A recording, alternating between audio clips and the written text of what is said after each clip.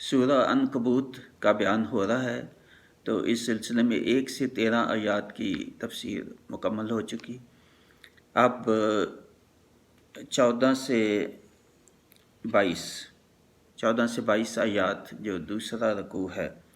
اس کی تلاوت، ترجمہ و تفسیر ہوگی۔ اعوذ باللہ من الشیطان الرجیم، بسم اللہ الرحمن الرحیم۔ وَلَقَدْ أَرْسَلْنَا نُوحًا إِلَىٰ قَوْمِهِ فَلَبِثَ فِيهِمْ أَلْفَ سَنَةٍ إِلَّا 50 عَامًا فَأَخَذَهُمُ الطُّوفَانُ وَهُمْ ظَالِمُونَ فَأَنجَيْنَاهُ وَأَصْحَابَ السَّفِينَةِ وَجَعَلْنَا آيَةً لِّلْعَالَمِينَ وَإِبْرَاهِيمَ إِذْ قَالَ لِقَوْمِهِ اعْبُدُوا اللَّهَ وَاتَّقُوهُ ذَٰلِكُمْ خَيْرٌ لَّكُمْ إِن كُنتُمْ تَعْلَمُونَ إِنَّمَا تَعْبُدُونَ مِن دُونِ اللَّهِ أَوْثَانًا وَتَخْلُقُونَ إِفْكًا إِنَّ الَّذِينَ تَعْبُدُونَ مِن دُونِ اللَّهِ لَا يَمْلِكُونَ لَكُمْ رِزْقًا فَابْتَغُوا عِندَ اللَّهِ الرِّزْقَ وَاعْبُدُوهُ وَاشْكُرُوا لَهُ إِلَيْهِ تُرْجَعُونَ إِن تُكَذِّبُوا فَقَدْ كَذَّبَ أُمَمٌ مِّن قَبْلِكُمْ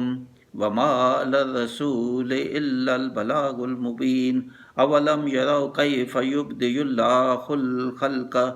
ثُمَّ يُعِيدُهُ إِنَّ ذَلِكَ عَلَى اللَّهِ يَسِيرٌ قُلْ سِيرُوا فِي الْأَرْضِ فَانظُرُوا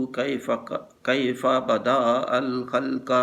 ثُمَّ اللَّهُ يُنشِئُ النَّشْأَةَ الْآخِرَةَ إِنَّ اللَّهَ عَلَىٰ كُلِّ شَيْءٍ قَدِيرٌ يُعَذِّبُ مَن يَشَاءُ وَيَرْحَمُ مَن يَشَاءُ وَإِلَيْهِ تُقْلَبُونَ وَمَا أَنتُم بِمُعْجِزِينَ فِي الْأَرْضِ وَلَا فِي السَّمَاءِ وَمَا لَكُم مِّن دُونِ اللَّهِ مِن وَلِيٍّ وَلَا نَصِيرٍ۔ صدق اللہ العظیم۔ اب ان آیات کا سادہ ترجمہ ہوگا۔ اور بے شک ہم نے نوح کو اس کی قوم کی طرف بھیجا تو وہ ان میں 50 سال کم 1000 سال رہا، تو انہیں طوفان نے آ لیا اور وہ ظالم تھے، تو ہم نے اسے اور کشتی والوں کو بچا لیا اور اس کشتی کو سارے جہان کے لیے نشانی بنا دیا۔ اور ابراہیم کو جب اس نے اپنی قوم سے فرمایا کہ اللہ کو پوچھ، جب اس نے اپنی قوم سے فرمایا کہ اللہ کو پوچھ اور اس سے ڈرو، اس میں تمہارا بھلا ہے، اگر تم جانتے تو اللہ کے سوا بتوں کو پوجتے۔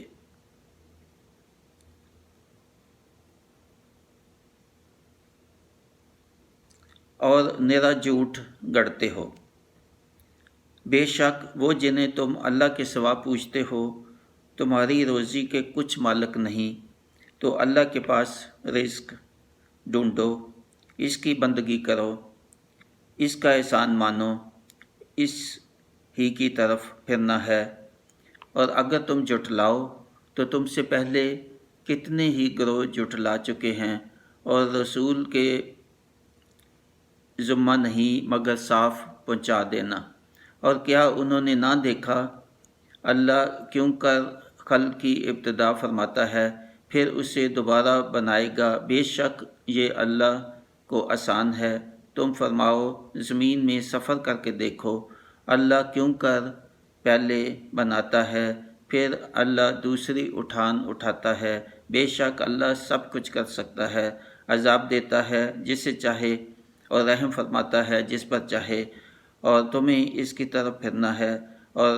نہ تم زمین میں قابو سے نکل سکو گے اور نہ آسمان میں، اور تمہارے لیے اللہ کے سوا نہ کوئی بنانے والا اور نہ کوئی مددگار۔ اب ان جو آیات ہیں ان کی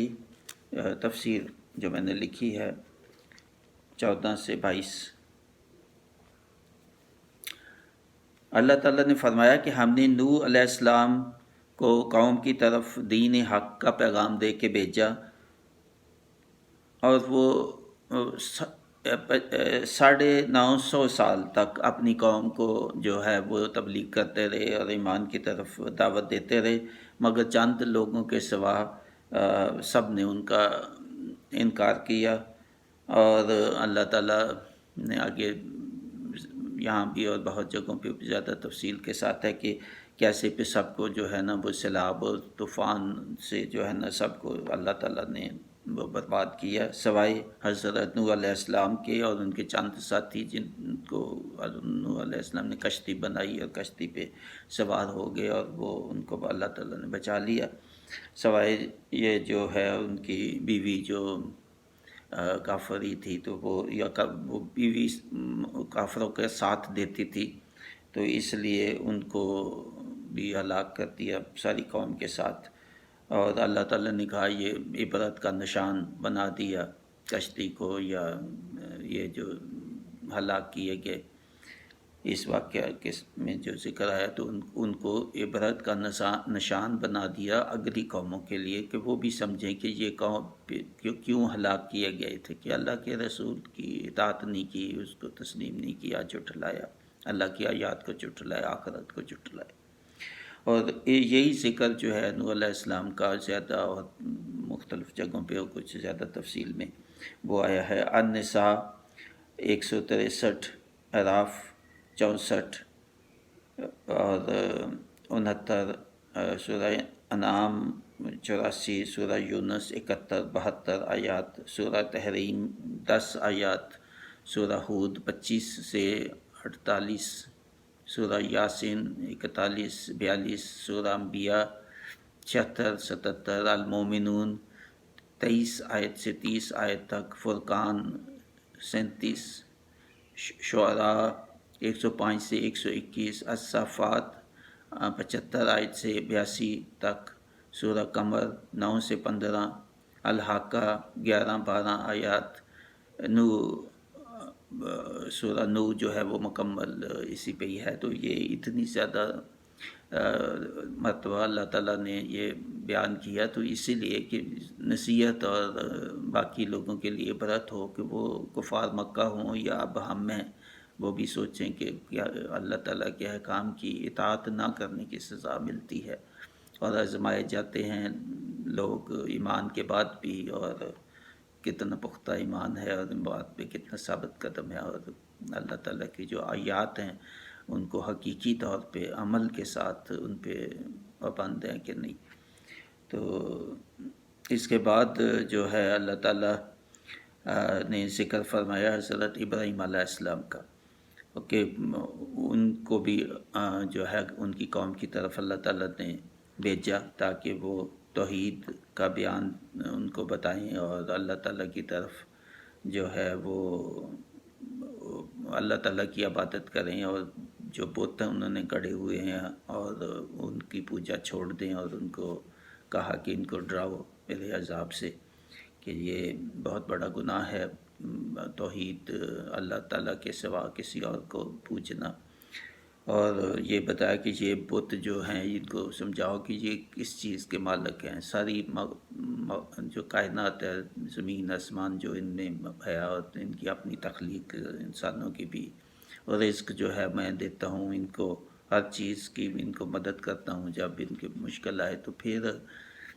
یہ جو جن کو پوچھتے ہیں ان سے پوچھو کہ ان کے پاس کیا ہے، یہ کیا ان کو رزق دے سکتے ہیں، کیا یہ خالق ہے ان کے، جب یہ ان کا کوئی حصہ نہیں اس میں، تو پھر ان کو عقل کریں، کہ ان کو سمجھ کریں، فکر کریں، تاکہ یہ چھوڑ دیں بتوں کی پرستش، اور ان کو نصیحت کریں اور ان کو تنبیہ بھی کریں، اور آخر نہ مانیں گے تو پھر موت کے بعد قیامت تو آنی ہے، اور پھر میرے پاس آئیں گے تو پھر میں دیکھ لوں گا، اور ان کو سمجھاؤ کہ انجام پچھلی قوم کا، جیسے نوح علیہ السلام کی قوم، تو ان پہ کیسے عذاب آئے، یہی جھٹلانے کی وجہ سے۔ اور اللہ تعالیٰ نے یہ کہا کہ تمہارا کام تو صرف ان کو وحی پہنچا دینا ہی ہے، اور تنبیہ کر دینا ہے، اور بار بار کہہ دینا ہے، پھر جو مان لیں گے ٹھیک ہے، جو نہیں مانیں گے تو وہ پچھلی قوموں کی جیسے بربادی ہوئی تو ان کا بھی کوئی مختلف نہیں ہوگا حساب۔ اور یہ کہا کہ پھر ان کو کہو کہ اپنی تخلیق پہ ہی غور کریں، کیسے مراحل، کیسے ان کو جو ہے نا میں نے کچھ بھی نہیں تھا تو اس سے میں نے ان کو بنایا، پھر موت دوں گا، پھر موت کے بعد پھر میں اٹھاؤں گا اور حساب اور جزا، اور ان کو یہ جو ہے اس کا بتاؤ۔ اور بے شک اللہ کے لیے یہ سب کرنا بہت آسان ہے، بنانا بھی اور موت بھی دینا اور پھر اٹھانا، اور یہ سب اللہ تعالیٰ کے لیے بے حد آسان ہے۔ جی یہ جو کہہ رہے ہیں کہ جی ہڈیاں ہو جائیں گی، مٹی ہو جائیں گی ہڈیاں، اور پھر کیسے کون اٹھا سکتا ہے اور کیا، یہ ان کو بتاؤ کہ یہ میرے لیے اللہ کے لیے بہت آسان ہے، اور اللہ جسے چاہے گا وہ عذاب دے گا، اور یہ نہ سمجھے کہ یہ عذاب سے بچ جائیں گے، اور ان کے بت جو ان کو پوجتے ہیں وہ ان کو بچا لیں گے، اور اللہ جس سے چاہے گا اس پہ وہ رحم کرے گا۔ یہ اللہ تعالیٰ کی حکمت اور اس کی قدرت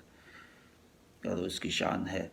تو اللہ کے حساب سے زمین یا پھر آسمان میں یہ کہیں بھی بچ کر نہیں نکل سکیں گے، جو ہے قیامت کے دن کے وقت یہ ان کا کوئی راستہ نہیں ہوگا، جہاں سے اگر اور صورتوں میں آتا ہے کہیں نکل کے کوشش بھی کریں گے ادھر ادھر تو فوراً پکڑ کے واپس لے جائے گا ان کو۔ اور ان کو کہو کہ ایک ہی نجات کا راستہ ان کافروں کے ساتھ جو ہے وہ ایک ہی ہے کہ یہ بتوں کی پرستش چھوڑ کے تو صرف ایک ہی اللہ کی بندگی کریں، اس کی کے بندے ہو کے، اور رزق مانگنا ہے کوئی اور مدد مانگنی ہے تو یہ بتوں کے پاس نہیں جاؤ، یہ میرے سے مدد مانگے، اللہ تعالیٰ یہ فرما رہا ہے۔ اور ایسا ہی جو حضرت ابراہیم علیہ السلام کا جو واقعہ اور ان کی قوم کا ہے، یہ بھی بہت صورتوں میں آتا ہے، جس میں کچھ یہ ہیں۔ البقرہ ہے، اس کی آیت 15، 16، 35 ہے۔ العمران کا رکوع 7، الانعام کا رکوع 9، ہود کا رکوع 7، ابراہیم کا رکوع 6، حجر کا رکوع 4، مریم کا رکوع 3، انبیاء کا رکوع 5، الشعراء کا رکوع 5، الصافات رکوع 3، زخرف رکوع 3، الزاریات آیت 2، تحریم آیت 11۔ تو ان میں بھی یہ ذکر جو ہے آیا حضرت ابراہیم علیہ السلام کا اور ان کے واقعہ اور ان کی قوم کا، تو یہاں ان آیات کی تفسیر مکمل ہوتی ہے۔